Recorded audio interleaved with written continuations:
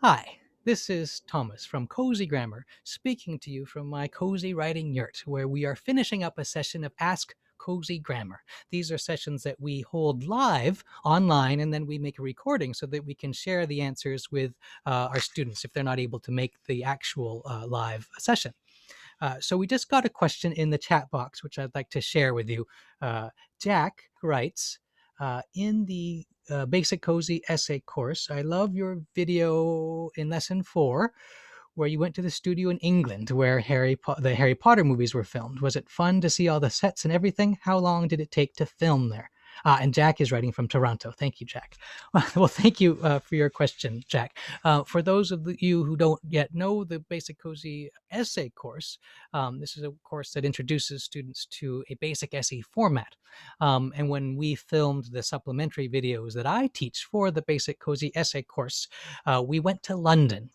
Um, and you may wonder, why did we go to London? And in fact, that's uh, the question that I answer in the first example essay that I write with you, so to speak, in the course. I write a persuasive essay arguing why London is one of the best places in the world to talk about writing essays. And I will leave the reasons for you to discover if you become curious.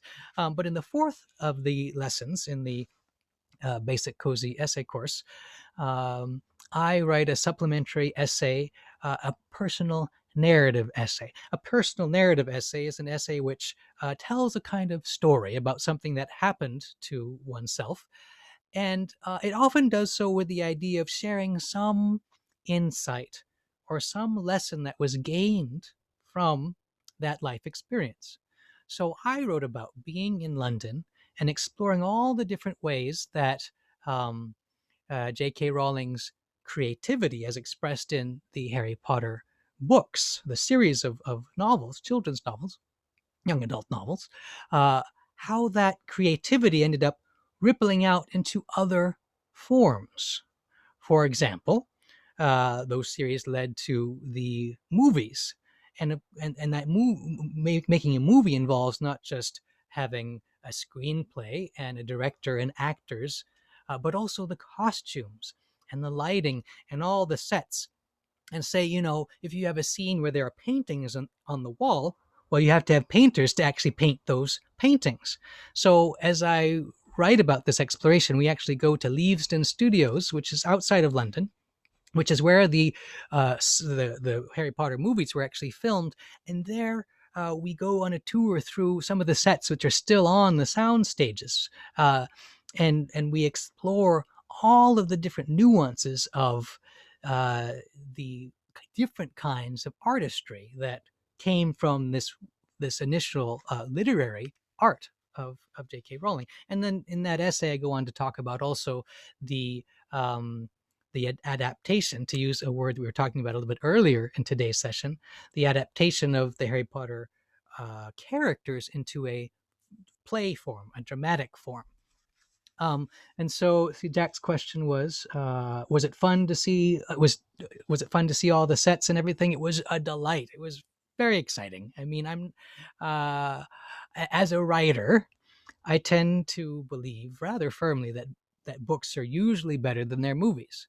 But there is also a side of me that loves a good movie. And it was very exciting to see, well, how did they actually translate these ideas, this imaginative world from a literary work into something where people actually had to paint and to build and to construct and to make little animal creatures and all of these different things. So I had a great time. Jack was also asking how long did it take to film there? We spent a day at Leavesden Studios, so we could really spend time looking at all the different things and really teasing out all the different ways that um, uh, the different artisans who were involved in making a production like that possible. So, Jack, that's my answer to your question. Thank you for your question in the chat about that experience of exploring Harry Potter. And like I was saying, a personal narrative essay is an essay which not only explores some experience that we have, but it explores it in such a way that we're exploring, well, what did we sort of learn from that experience? What did it teach us? And in this case, exploring uh, London and the places in London connected to the creativity of J.K. Rowling, including the publisher where her book was first accepted to be published, um, really awakened me, or reawakened, or I should say reaffirmed my belief in the importance of writing and the creative imagination. How when we stumble upon an idea or an image or a character or a story that moves us, and then we dare to share that story in writing, we have no idea where that story may go, what sort of life that story may have. Creativity is like that.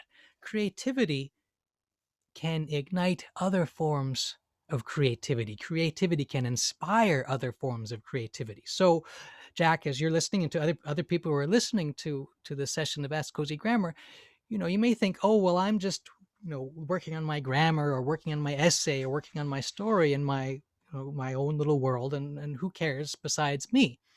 Well, you never know who might care. You never know where your story might take you. So keep writing, keep exploring, and keep honoring your own imagination.